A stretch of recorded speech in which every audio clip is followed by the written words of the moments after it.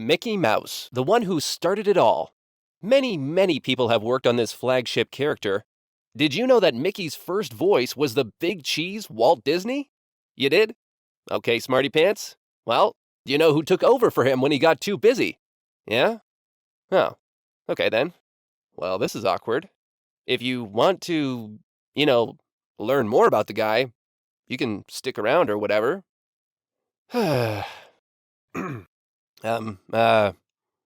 Let's find out.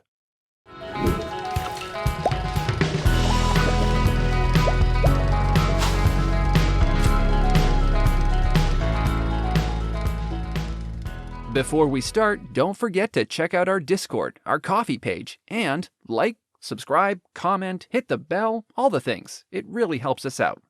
Born in Dundee, Scotland in 1906, John James MacDonald emigrated to America with his parents a month after he was born, and was raised in what I've always called the Scotland of America, Pennsylvania. He started out wanting to be an engineer, but a work accident damaged his legs and forced him away from that career path, instead becoming a drummer who got a job performing on steamships for shipping firms, where drummers are needed most. In 1934, this led to an opportunity to record music for a Disney cartoon. I used to drive by it.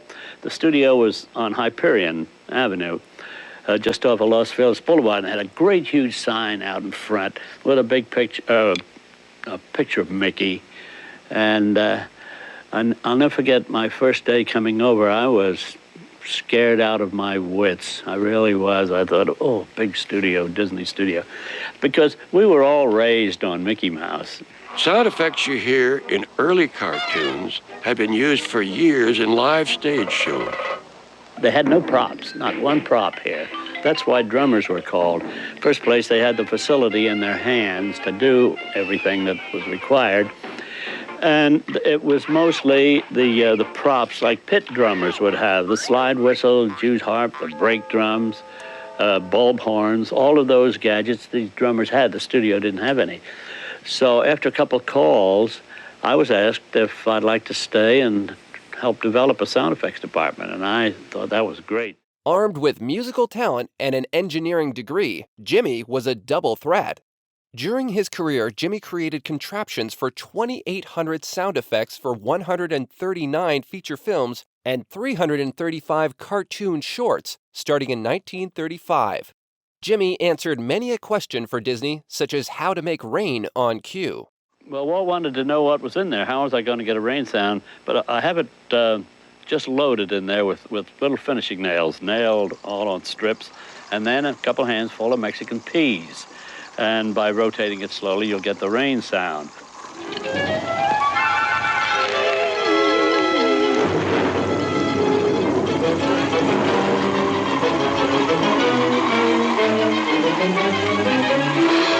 So Walt said he had to hear it when it was finished. I let him know, and he was very pleased and surprised, and so was I, because a couple weeks later, I was called to his office, and I was given a raise.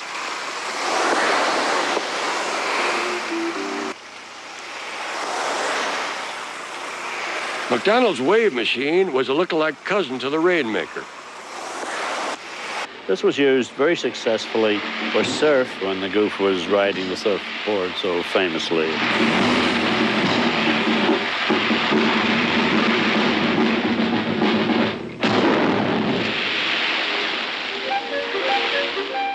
One standout moment was the scene in the Mickey, Donald, and Goofy short Clock Cleaners, 1937, in which Donald Duck works on mopping the mainspring inside the clock tower. And the director said, oh, the spring is taking too much of a beating without talking back. I want the spring to say something. What's the big idea?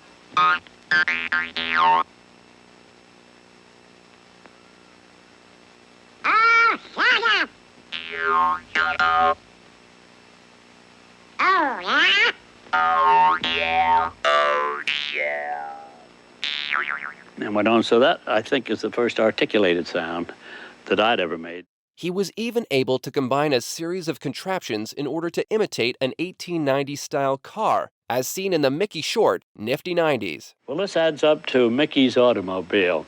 I'll be the exhaust, Wayne will be the motor and the horn. These are syrup pitchers, the spring, and the old bulb horn. So the combination would be Mickey taking the car out for a Sunday run.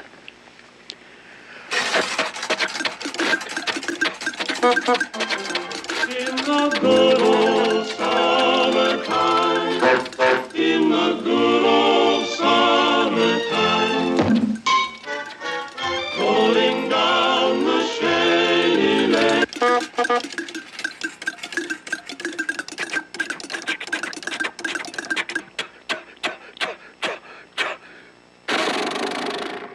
MacDonald turned the sound effects department into his own private world, where he would utilize anything he could think of to get exactly the correct sound, building more than 500 contraptions from scratch. Much like myself, who makes contraptions here in the Discography studio. Like this. Well, that doesn't sound exactly like an island breeze, but close enough, I guess. As one animator, Xavier Atencio, once recalled, Jimmy would bring hundreds of gadgets, empty coconut shells, homemade contraptions, and bed springs.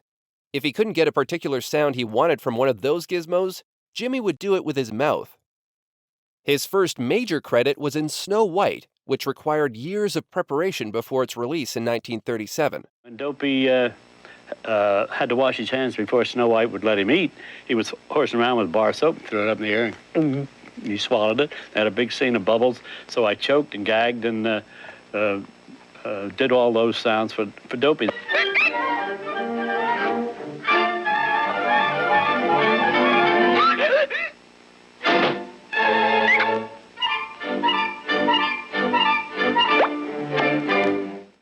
After Snow White seems to die, Jimmy convincingly voiced Dopey crying his heart out. So that sobbing you heard? Pure MacDonald magic. And that's not all. He gurgled for waterfalls, whistled for the calliope, sneezed for Sneezy, and yodeled of all things for the dwarves' yodeling song. He said, boy, that's a very happy song. He said, they should be singing that. And he turned to me, he said, Jim, go down there and yodel that, will you? Well, when Walt said yodel, you yodeled.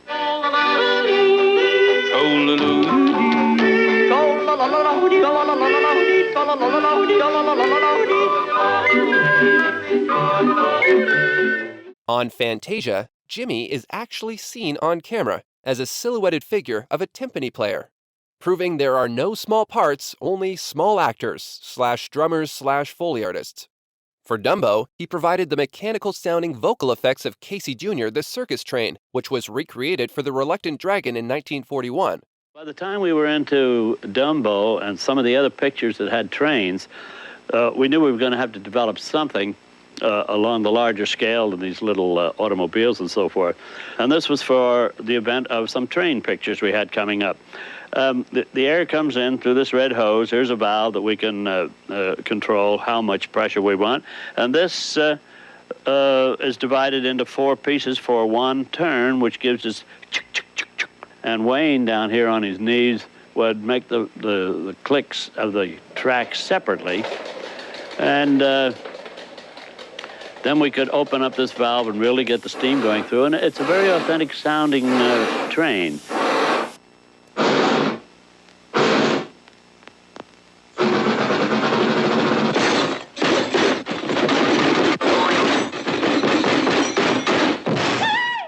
For Bambi, he created the environmental sounds and the crackle of the forest fire. This is just bamboo, and we use it for fire. It comes off very well for fire. We just keep twisting it.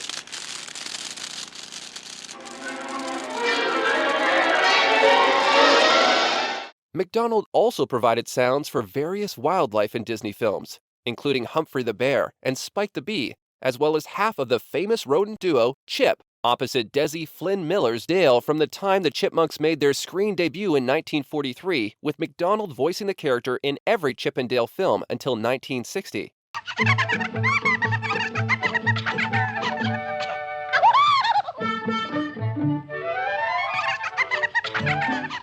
He also found time to play in the studio's popular jazz band, Firehouse 5+2, alongside Disney legends Ward Kimball, Frank Thomas, Harper Goff, and George Bruns, among others.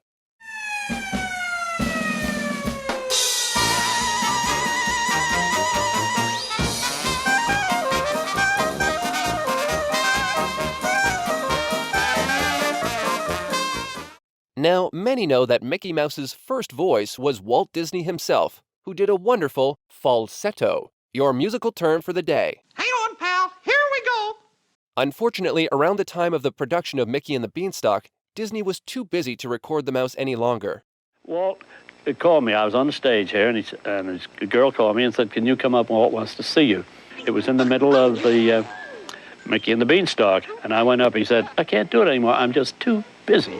So he asked me if I could do a Mickey voice, and I tried it, and he said, "Yeah, that sounds pretty good." And so he said to the fellas there, "After this, call Jim. Don't call me. I'm too bloody busy." 20, 30, 40. Boy, what a lifeline. But what's this here? What is it? What is it? Oh, I can't believe it. Is it bad? Why, it says here that you can change yourself into anything.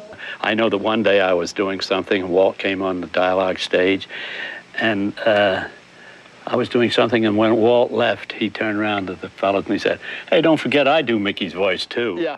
MacDonald would be Mickey's official voice actor for 3 decades until MacDonald's protege, sound effects artist Wayne Allwine, took over the role in 1977. More on him later. We promise. Stop yelling! Now it's time for the voice artist speed round. In the following years, MacDonald provided the uniquely idiosyncratic voices for the mice Jack and Gus, Gus, Racket. Gus. as well as Bruno's barking in Cinderella. Bruno. He voiced the Dormouse in Alice in Wonderland. Very, very, very rude indeed. He gave the crocodile from Peter Pan its ticking noise. He howled like a dog in Lady and the Tramp during the pound scene.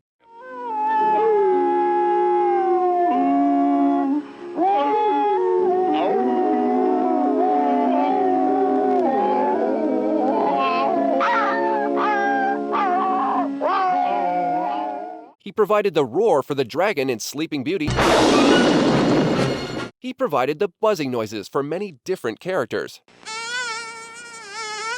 But that's only a fraction of his work. MacDonald created the sounds for everything from wind, rain, waves, car motors, mooing cows, croaking frogs, creaking doors, clopping horses, and chiming clock towers. And his endless creativity meant he was not only able to create believable and realistic sounds, but also unique and exaggerated sounds like slide whistle drops, cymbal clashing thunder, the melodic wedding bells of Cinderella, or the screeching tires of Cruella de Vil's car. Even when the time came for MacDonald to create the sound effects for something completely outside the realm of reality, like Alice slowly growing inside the White Rabbit's house or the ominous humming of Captain Nemo's Nautilus, he would somehow know exactly what to do in those situations as well. By combining the strange sounds of a soldering iron, a ball-peen hammer, and a demagnetizer,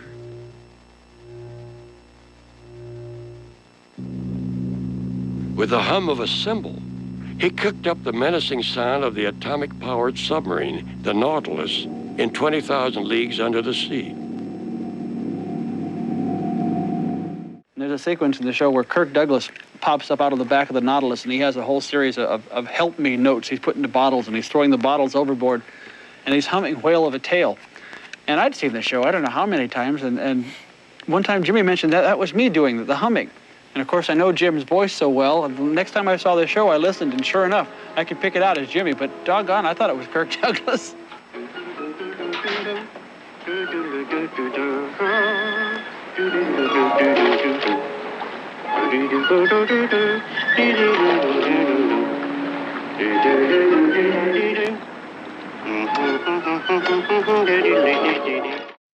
Despite his retirement in 1977, after 42 years of working at Disney, he never truly stopped working and was often consulted on sound effects projects or asked in to do a voice.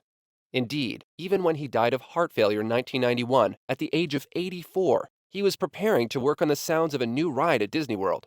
Like the wheel of progress itself, he just couldn't be stopped. For much of the studio's history, Jimmy MacDonald was synonymous with Disney sound. His ingenuity, creativity, and dedication were unmatched at the time, creating cartoon sound effects that are still used today.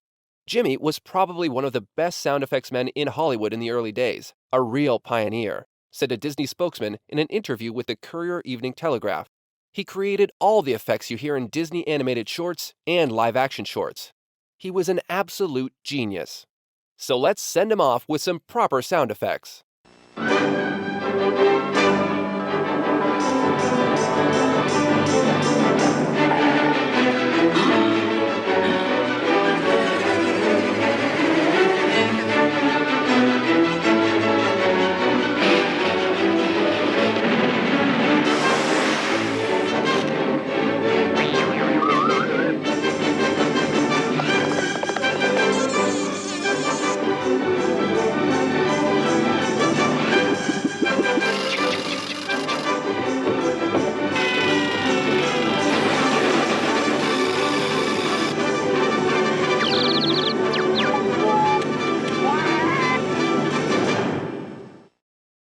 Thank you to these people for supporting us on Patreon and Ko-fi. And if you want to make sure this channel sticks around, you can check out our Ko-fi link in the description. Every bit helps. Thank you for watching this episode of Discographies. Click the thumbs up button below if you liked it. And if you want to be notified when the next episode comes out, consider subscribing and hitting the bell. Comment below with characters you would like to see us cover. Further reading and references are linked below. We hope to see you in another Discography.